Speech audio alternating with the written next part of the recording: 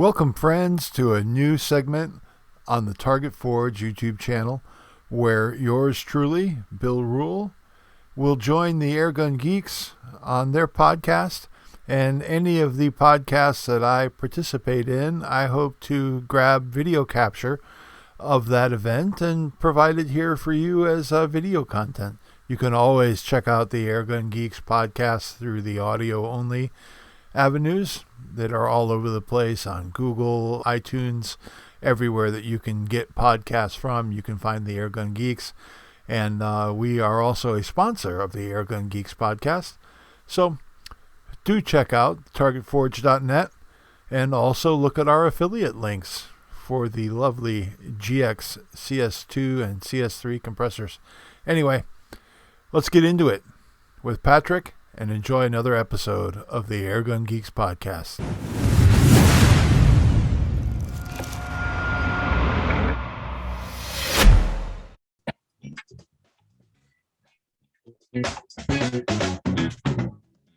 And welcome to another episode of the Airgun Geeks Podcast. Today is going to be the Tale of Two Guns. Bill, how you doing today? I'm having an amazing day, Patrick. That's great. It's pouring rain where I'm at right now, so I hope the power stays on. That's my excitement. But we need the rain. I'm bathed in sunshine out here in sunny California, and we're actually entering the fire watch period a little bit early today. It's been particularly dry. The prediction is going to be for the next week or so to be pretty dry and breezy, and hot. So that spells fire warning for me. I'll take rain any day, but not too much rain because then it turns into flooding. Wow. Well, that's good. Overall, you're doing well? Yes. Good. How are things at Target Forge? Oh, very well. Very well. We had some really, it was funny. You know, sometimes you get weeks and it's little chip shot orders.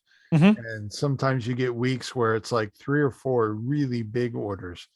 And last week was apparently the week of really big orders. Not many of them, but really big ones. So it was pretty good. That's cool. I know. And both of us have finally cemented our airfare and lodging for RMAC. We're both going to be there, which I'm excited because I get to physically meet you here in about 2 weeks. So June 3rd of 2022, I get to meet you physically and not through the video. And we're going to hang out at the Midwestern Airgun Show in Columbus. Actually, it's just south of Columbus. We are the jet-setting airgunners. Yeah, I might even do a podcast on the airplane one of these days. Heck yeah. That would be fun. That would be fun. So we'll be there, and then we're also going to be at RMAC for the whole time. So Lord help us, it's going to be like SHOT Show all over again, but with air gunners everywhere. So I'm excited. It's my first time going to Utah. It's my first time going to be visiting and seeing Justin and the whole crew and people from all over the world, because thankfully this year the COVID regulations are down far enough or gone here in the States and other countries that all the foreign shooters can get into our country and shoot. So I'm excited. Yeah. I just hope none of them turn up with monkeypox. Yeah. or is it shingles? Or I don't know. Whatever. It's all good. So, all right. So I remember chatting with you the other day, and you reminded me that you went to the Pacific Airgun Show. Yeah, the Pacific Airgun Expo. That was a fantastic show for Target Forge as a business and for Target Forge, the YouTube channel. I brought a ton. I mean, I had my truck loaded down with the co-stars of my YouTube channel. I had the quad with the crown and the compressor on it. Or the quad with the crown and the compressor on it. I had I didn't have my solar rig at that time, but I had my my young hang compressor with the hot rod cooling system on it.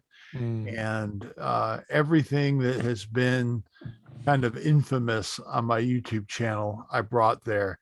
And so there were so many people with questions, and they were oohing and on at the quad and stuff like that. it was kind of funny that the fairgrounds had very specific rules on having an ATV in their building. I had to make sure it only had a quarter of a tank of gas, and I had to disconnect the battery. But yeah, that was funny. But it was a great show, and it was a great turnout. I learned a very valuable lesson though. What's that? Um, I was very trusting when I went there, and I left my display uncovered and accessible. And I'm not sure that it happened at night. It could have happened during the day. I had a whole row of tables on that one end of the hall, and a lot of the guns and stuff that I brought Freya, Uh-huh. and that is my my GRS Crown Mark II that's set up for field target. I brought her, put her on some nice acrylic stands, and I also had Broomhilda, the HW97K, but was another field target build, and some other objects that I just was showing off. And I figured they're going to be fine. Nobody's going to mess with those.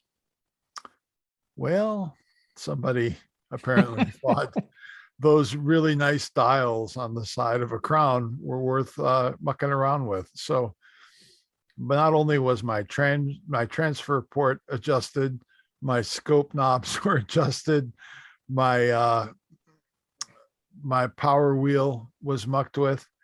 So I didn't know that. And the very next week, there was a field target match in Concord, California, at the Diablo Rod and Gun Club with my good friend Martin, who is an amazing match director. If anybody gets a chance to shoot in Concord, I highly recommend that experience. But I took that gun and I wanted to get a little bit of practice in. I didn't have much time during that week, so it came down to the Saturday before that Sunday match. And I took that gun out, and I couldn't hit the broadside of a barn with that thing. It was all over the place. And I'm like, what in the world happened? And I looked at the settings on the side of the gun. I'm like, oh my gosh, somebody was messing around with these knobs. And, you know, it may not have been malicious at all. It may have been just a kid, you know, oh, look at that, shiny, and started tweaking on things. But anyway, my tune on that gun was gone. And I didn't have much time. I had an afternoon, and understand that on my range faces west. And when that sun gets low in the afternoon sky with those clear California skies, it will roast you on my range. So I really don't like to beat out there between, say, 3 o'clock and 5:30. You get roasted. Okay. Mm-hmm. So I was stuck out there because I'm like, I got to get this gun tuned.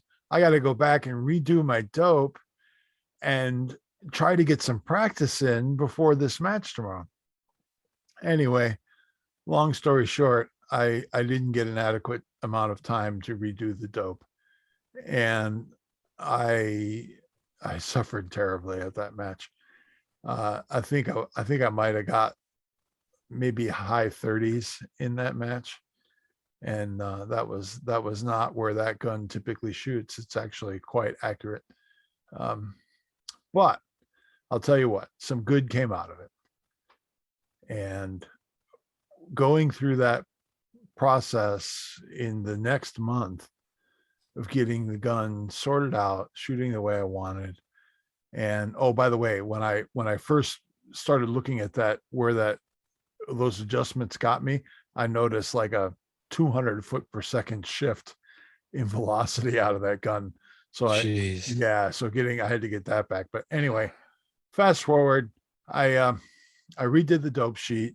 I was really pleased with how it came out because I was only I was 4 mils low at 10 yards, and I was 4 mil low at 55, which is right where I wanted it. I like it, you know, 0 pretty much at 30. and that's where the levelest part of that curve is anyway. Mm-hmm. So I got it where I wanted it, and I went and had an okay match. I had actually injured my back right before my last match, Oh and gosh. turns out that's not a lot of fun to shoot field target when you got a muscle spasm going on in your back, because every time you're just about ready to get into that focus lock, that Yeah. moment just before you touch that trigger where everything slows down and everything goes quiet, and you squeeze that trigger. If you're getting that right, you can really get a lot of hits.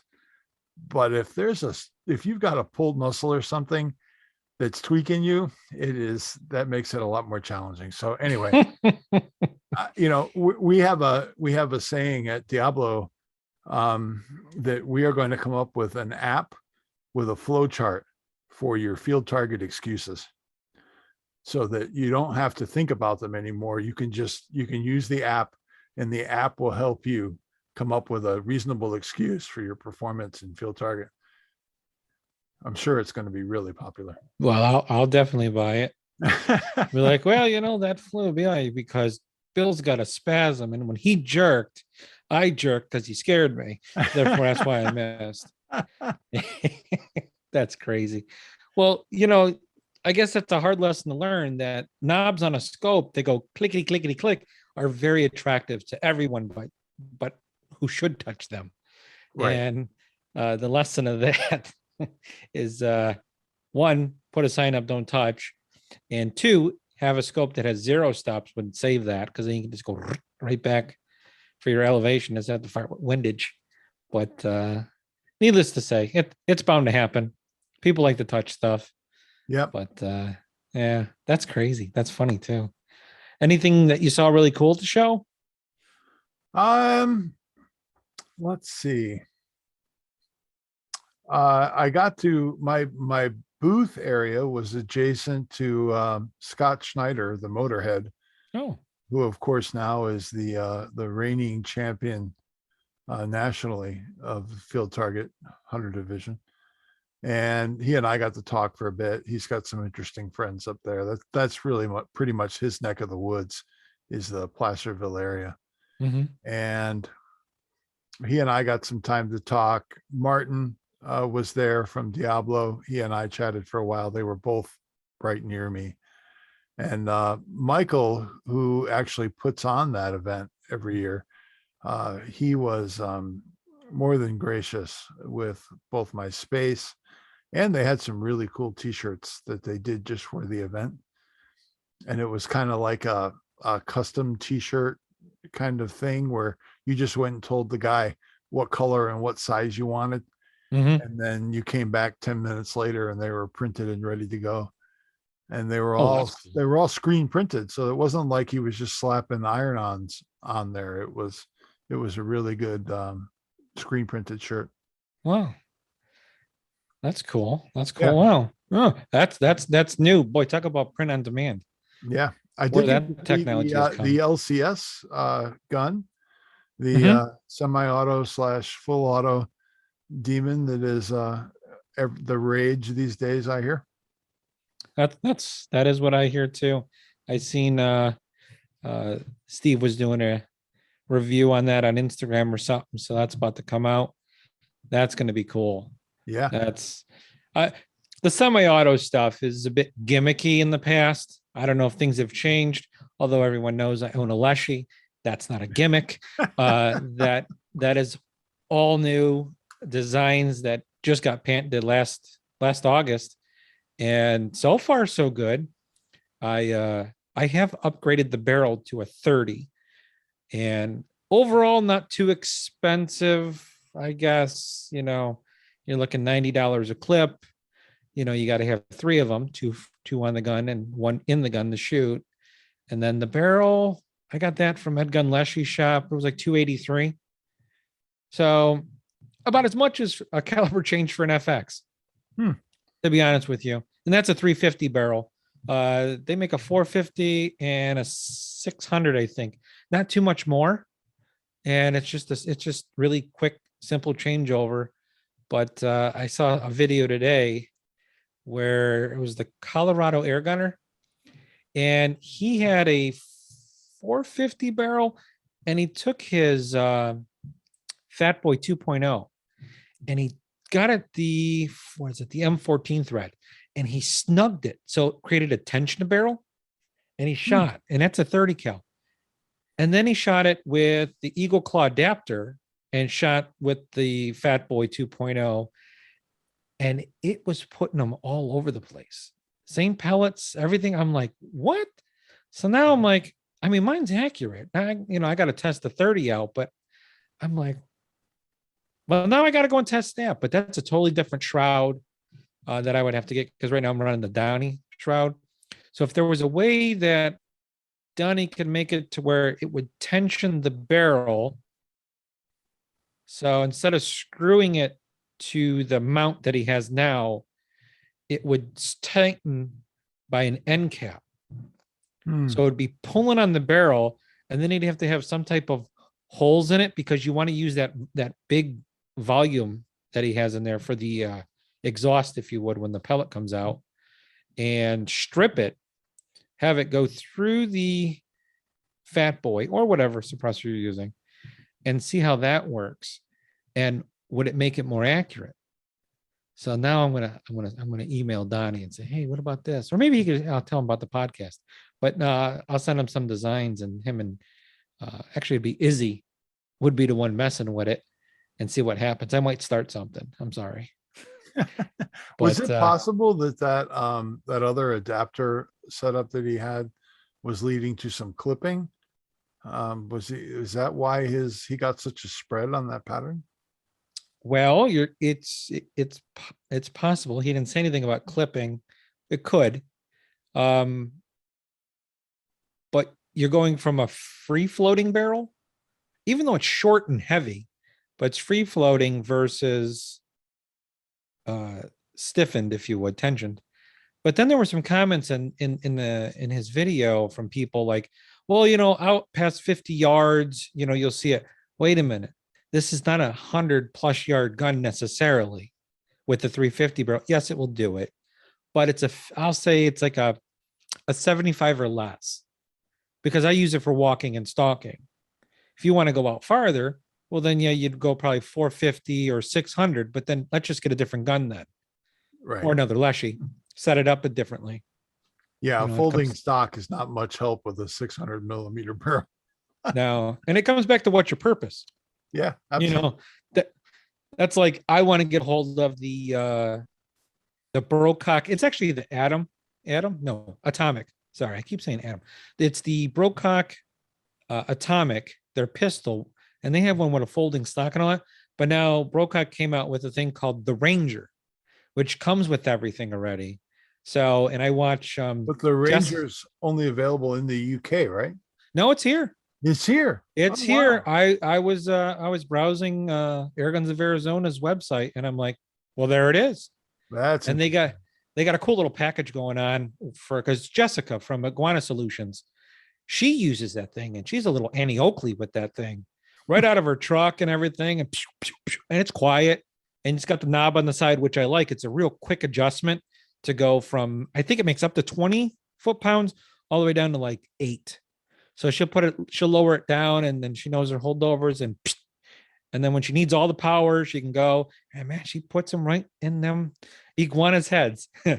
So I was like, I'd like to have that against the 22 Leshy. I would make it 20 foot-pounds, so I would make it fair, and just see what it would do, because I'm curious, just because I'm addicted, and why not? And it's so easy to adjust both. So, but and you get a good amount of shots. I think you're getting 30 shots out of that little air tube on high. So we'll find out. So I'm gonna work on trying to get one. That sounds really cool. Because there's not too many walk and stock guns that are light and comfy, if you would. Yeah. So, but yeah, so that's some exciting stuff coming up. So you mentioned Broomhilda, and I haven't heard about her in a while. What's she been up to? Yeah. So, yeah. Broomhilda. That's an interesting tale. Uh, that gun looks spectacular. That LP custom stock on it and the faux stainless look of the stainless look version from Wyrow. Mm-hmm. It's a great looking gun. It really is. Uh, and the measurements I was able to take with my spring gun dynamometer that I featured on my YouTube channel were absolutely impressive. The Mm-hmm. change in perceived, not perceived recoil, but actually measured recoil in both axes were tremendously reduced. It was like 40% less recoil with that titanium piston. Um, and I just, you spend that much money on a mod, and Mm-hmm. you are locked into that psychological effect where you don't want to believe that anything that is going wrong with the gun could be related to that spend. And I really I really attack this thing from all angles. I did a barrel polish on it, which did improve the accuracy when the velocity was stable. Mm-hmm. It literally shot through the same hole at 30 yards. It was a great gun. But I kept getting these shots that were low to the left, low to the right, like flyers. And I'm, you know, I have built spring guns before. I've built a few spring guns that shoot absolutely amazingly well. I've never done a Y-Row before. They were always RWS guns. Mm-hmm. So, it wasn't my first rodeo. And I kept blaming everything else for the inaccuracy in that gun, including the barrel, the Y-Row barrel, which they're typically celebrated. I mean, can you get a bad one? Sure, but it's Mm-hmm. very rare. And I I finally got the chronograph out and I started looking at what was happening to that velocity with that titanium piston. And it would be super tight, like maybe 2 or 3 foot per second variation from Wow. shot to shot. And those shots would group very well. And Mm-hmm. then all of a sudden, I'd get one that would drop down 100 feet per second. Really? Yeah. Oh my God. Okay.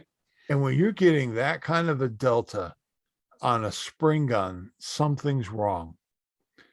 And I, again, still didn't believe that it could have been that titanium piston, because if you've ever seen one, if you've seen the images in that video, it is spectacular machining work. It really is.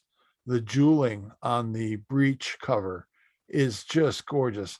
The finish on the titanium is absolutely spectacular. I just couldn't get my head around that could have been the problem. So I blamed the breech seal. I changed the breech seal. I polished the barrel. I went through all these steps to try and get as much accuracy as I could. And I couldn't get past that 100 feet per second random shot. And I'm like, why is this random? Why does it shoot a couple of times good and then one time not? And I sat here and I had some let's call them interesting emails Okay. with the maker. And he, I could tell what he was thinking. He's thinking, you stupid American, what did you do to my beautiful work? And I sat here at my desk right here, literally where I'm shooting this video right now for Target Forge YouTube channel.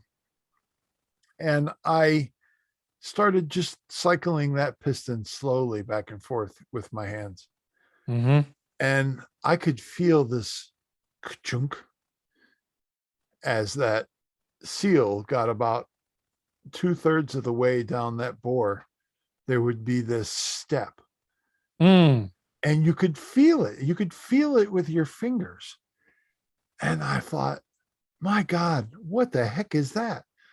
So I took a really bright flashlight and I shined it down that bore to try and create some interference on the wall of that cylinder, because again, it's finished to a very high level.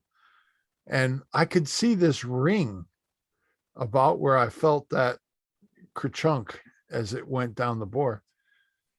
And I slid it back out, and I put it back in where I felt that resistance happen initially. And I took a Sharpie marker and I made a little mark, and I took the piston back out and I laid it next to the cylinder.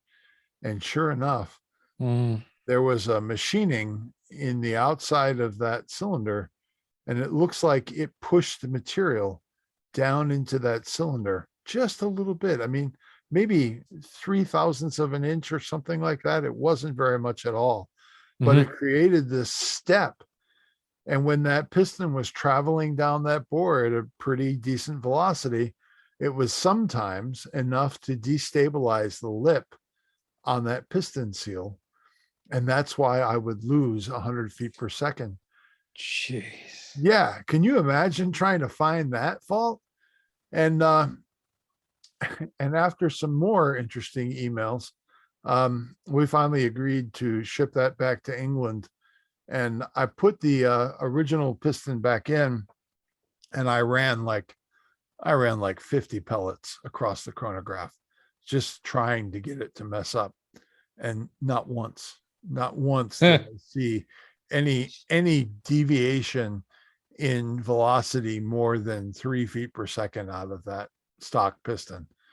And, one of two things is going to happen as a result of this. Either I'm going to get a correct, good titanium piston back for that gun, or I will hopefully get at least some of my money back for it, and I will put that steel piston back in, and I will shoot that gun that way. I will learn to deal with that recoil. I might actually try to lighten that steel piston up a bit, just to take some weight out of it, because there really is a lot of needless weight in that steel piston, and it could benefit from some heavy fluting in the areas that don't really carry or contact the cylinder itself. But yeah, that's Broomhilda's story. She's back to her original heart now. And that's crazy. Yeah. That is, yeah, because it was doing so well for a while, and then it must have just lucked out. It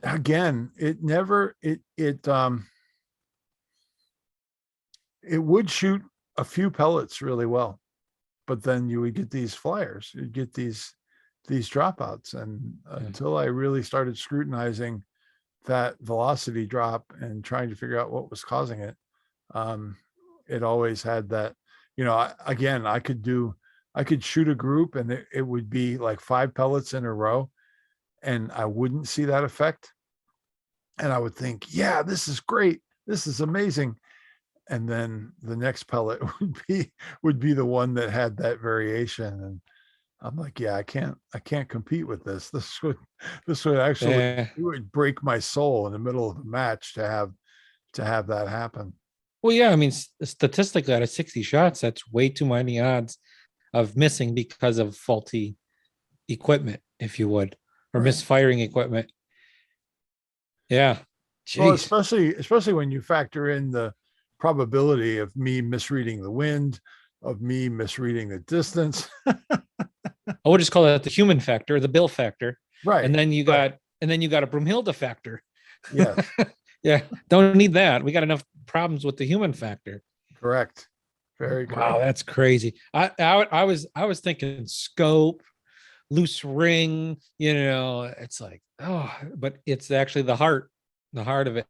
And just to think that piston seal going down, and then it's bobbing off there, just that split second is enough to drop it. That's crazy. Yeah. That tells you the preciseness and the attention to detail, I should say, in making those. And then you just drop the original in, and bam, it's all there. Well, and it's not like the TX200 and the HW97 aren't class leading spring guns. I mean, they are. I don't know that you could go to anywhere these days and get a better spring gun off the shelf. They're either one of them are considered, upper echelon springers for the money. I mean, yeah, there's guns that you could get into that are in the $2,000 or $3,000 range that you could spend a lot more, have a lot less muzzle energy. But most people aren't buying those very often. So yeah, this, that build was pretty spendy overall. And I'm hoping that we get her together and get that reduction in recoil back with the titanium piston. But if it doesn't happen, we're gonna shift gears, go a different way, and see what we can do to get her back. Yeah. I've been getting a lot of emails about the hunter field target, and I'm like, oh, seems to be catching on more and more here in the country. So it's interesting. Well, you got one up on me. That's a good thing. All right, let's see. Oh, I know what I wanted to ask you. So I was watching, because I love when you tear stuff apart and it's not mine. The GX compressor, the CS2? Oh. Oddly enough, the CS2 and the CS3 have a tremendous amount of common parts. All of the important bits are common to both compressors. Okay. Well, I saw that one of your viewers sent you one to tear apart, and I watched that video. And if anyone has it, you really need to. That is a extremely simplistic system. I was like, is there not more?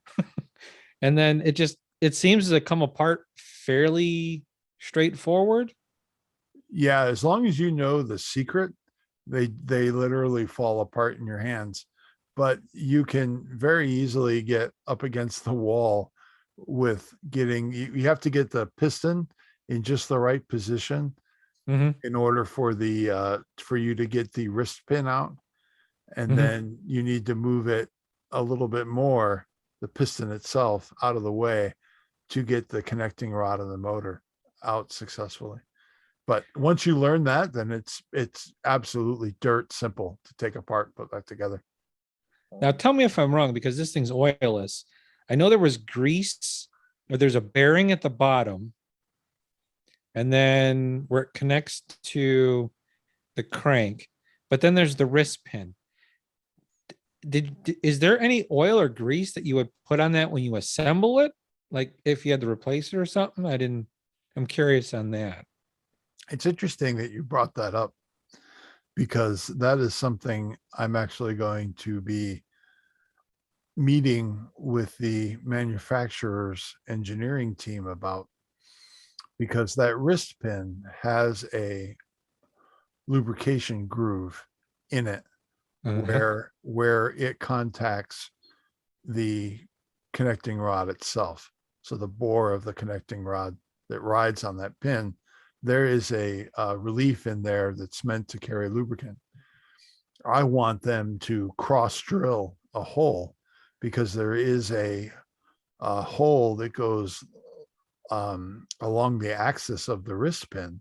And I want a hole to go from that groove orthogonal to that longitudinal hole that will allow you to inject grease without taking it apart. You'll be able to inject that grease down that hole, and it will go into that relief that's cut right underneath the connecting rod. So what a needle fitting? Is that what you're saying? Using a needle fitting on a grease gun? Yeah, you just have you take a hypodermic, take the hypodermic needle. Okay. Off, and you could just shoot that grease right down that hole.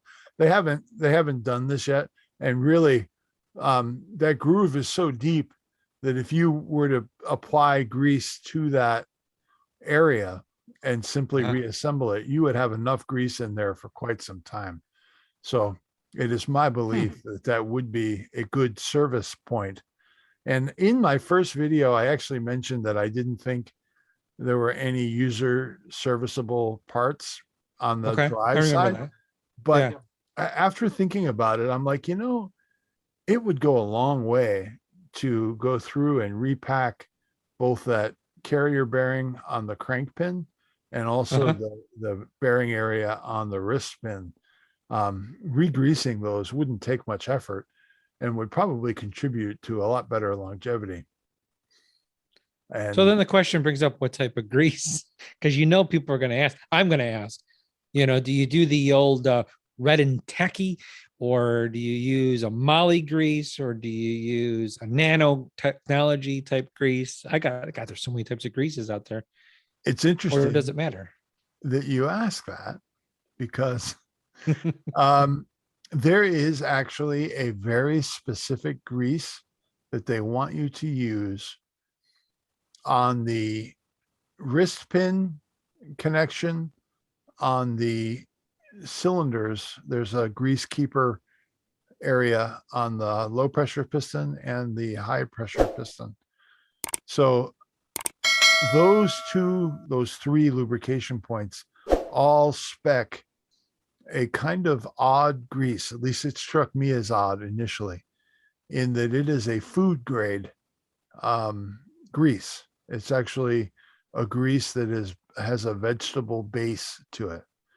And I thought, why in the world would they use that grease? But apparently, this grease has a remarkable temperature range. And it stays really stable over a wide range of pressure and temperature. So I don't have the whole story on that grease selection yet, but I kind of suspect that it might have something to do with the fact that some crazy people around the world use that silly thing to pressurize bottles that they're going to use for other purposes. And I'm not going to mention what that other purpose is, but it involves a lot of water. Mm-hmm.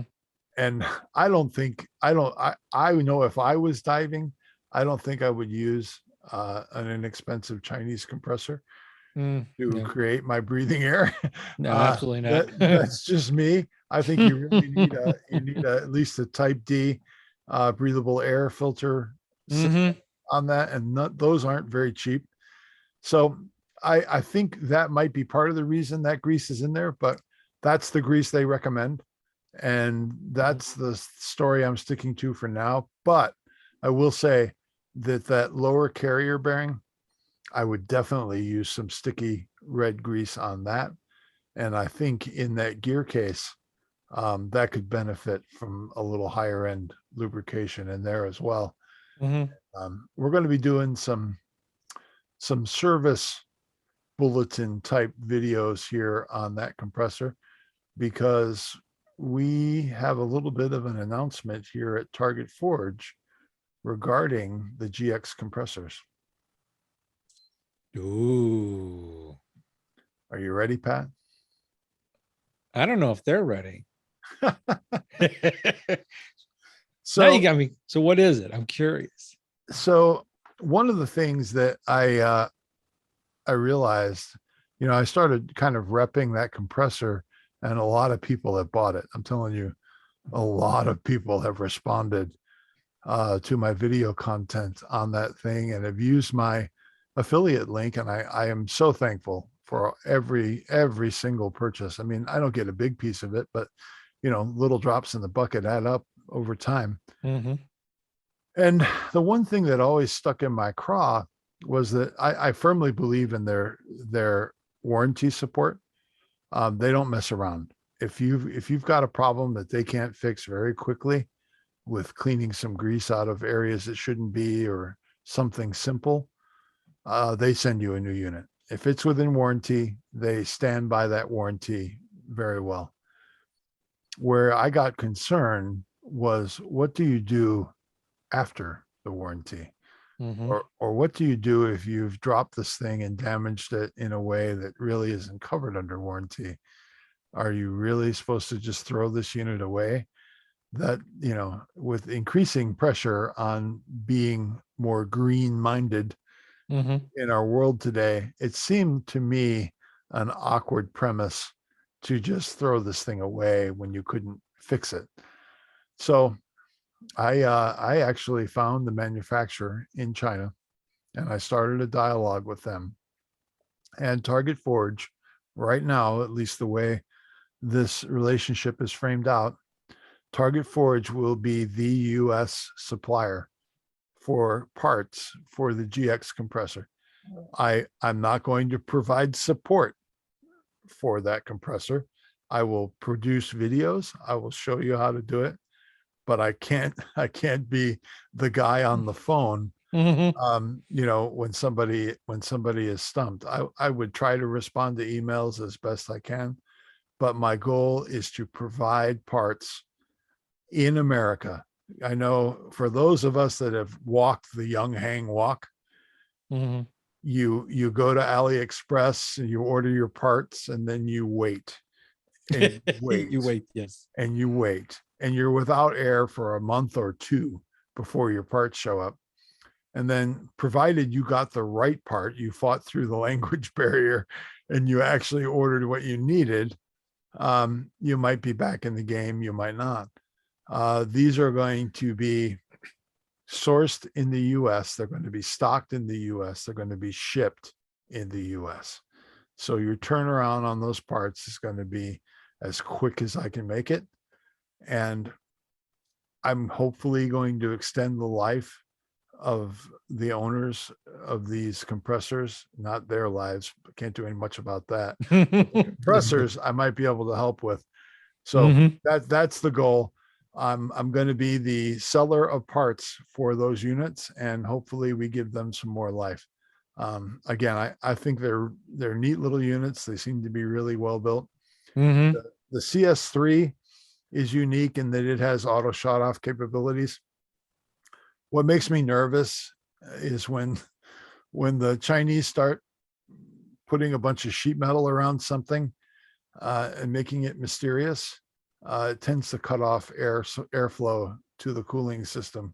Mm-hmm. And the one thing I love about the CS2, A, is its simplicity, and B, is the fact that that whole head is exposed Yep. and very easy to get airflow around it. And I can tell you, I'll give you a sneak peek at my thermal data. I took some thermal image or thermal data earlier in this month, and that head does an amazing job of getting that heat out of the high pressure cylinder.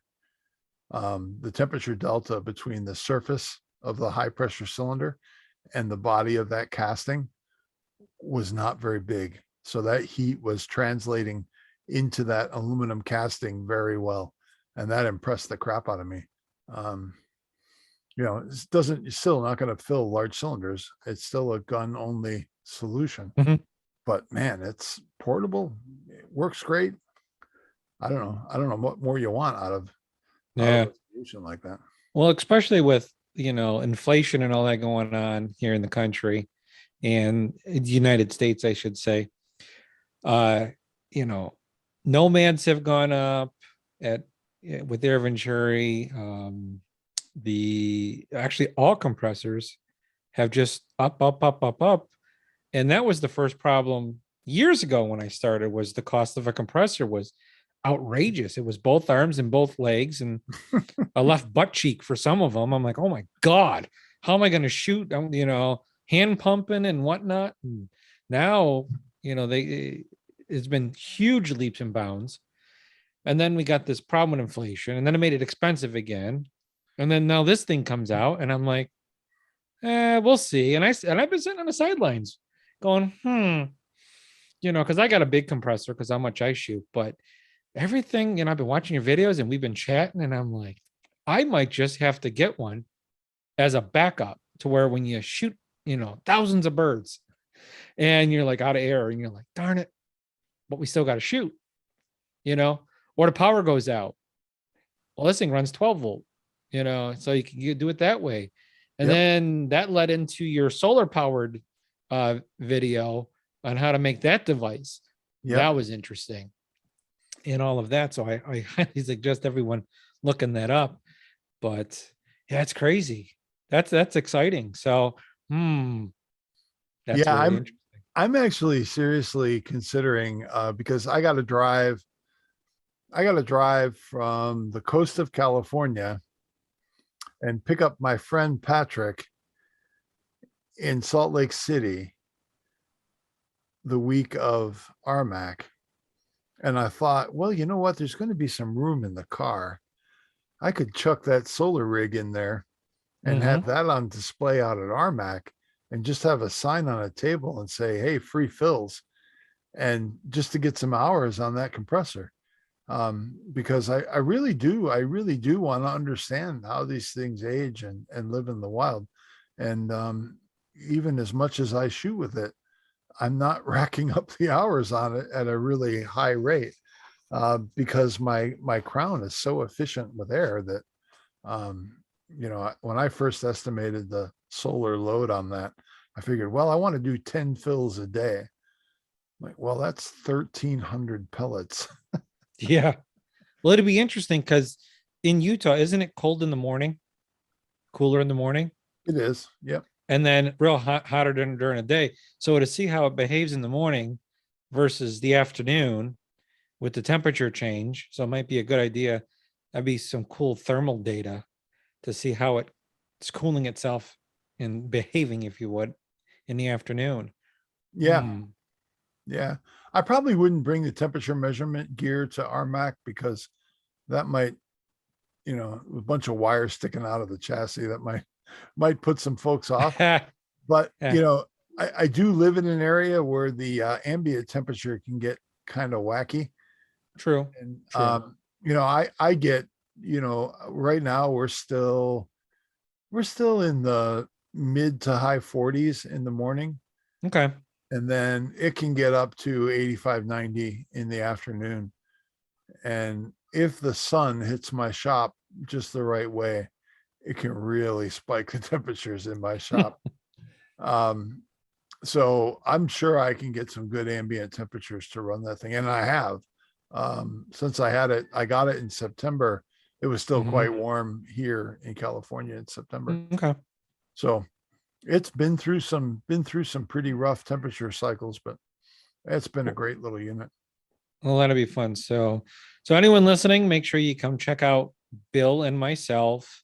We will be bippity bopping and all over RMAC. We don't have a table or anything, but we'll be sitting at a table. And maybe we'll figure out something. I'll talk to Justin to where we can have a nice little display of something somewhere and have a conversation with everyone, which is why we're all there. So with all of that, is there anything else that you think the listeners should know at this point, Simon Bill? By all means, go to our YouTube channel and subscribe. We are so close to hitting that magic threshold of 1,000 subscribers. I think we only have like 55 more to go. Ooh.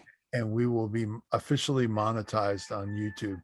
And that has been a goal in my head now for the last 3 months. It's been a really a push to make our video content better, B, get better at telling stories on YouTube that matter to airgunners, and also create an advertising mechanism for Target Forge to get the word out to airgunners. And I think, I noticed when PJ Clark would do a piece using Target Forge product, I would have orders backed up in my email on that Monday. He would put a video out on Friday night, and I would get lambasted with orders through that Monday. And I thought, well, I can't rely on that horse all the time. I love PJ. He is an amazing guy, and I can't wait to see him at RMAC again. Give him a great big bear hug. But I knew I couldn't ride that horse forever, so I needed my own horse, and that's what the Target Forge YouTube channel is. And it's a heck of a lot of fun to do. I mean, don't get me wrong; it's not like it's a real job or anything. But it is a heck of a lot of fun to do. And I want to thank all of the listeners to the Airgun Geeks podcast for their support, because I can tell from the comments that there are a lot of co-mingling between Airgun Geeks and Target Forge Anvil folk. Yeah, definitely. Yeah. I love the stuff. I always promote it because it's, I spend my good hard-earned money and I want something that's going to last and it reacts the same every time. I've left my devil's eyes in the trees all winter. I lubed them up once with some Ballistol, and they've been spinning with zero friction. It's crazy. I go out there and take my finger and smack them, and they move just like when I first got them. So yeah, just make sure you put them at a proper height or you run into them. That's just a piece of advice that I'll give. Someone else told me about that. But yeah, so make sure you check it out. If you want to save 10%, it's Super Geek 10. Anytime you order from Target Forge, it helps the podcast out. We really do appreciate that. And Bill has been with the Airgun Geeks podcast darn near from the beginning. And he's been through the highs and lows and the ebbs and flows. And he's a staple to the podcast. So, we like to show him respect and take care of him like he takes care of us by making a good US made product that he spends a lot of time figuring out what's good product, what's good materials, and making sure it's done right the first time. So, I definitely appreciate you and everyone that I know that gets the stuff is like, wow, this is good stuff. So, all right. Well, again, this is another week of the Airgun Geeks podcast. We appreciate your time and make sure that you check out next Monday's podcast. We have a special guest coming up and you'll just have to see who it is. Always keep the conversation going on the Facebook page, which we're up to, I think it's 440 people, if I remember correctly. Let me take a quick check because I was looking at this. I wanted to tell you about this, and 448 members are in the Airgun Geeks Facebook page. We are so excited. So go on there if you got questions, concerns about whatever, just ask it. You'll get everyone piping in and giving you their opinion or telling you where to go and what you need to do and not do. So make sure you check it out. And if you got a question for me, you can always email me at airgungeeks@gmail.com. You can private message me on the Facebook page. We're here to help, and we're also looking for topics. So like always, stay geeky. That was fun. It was.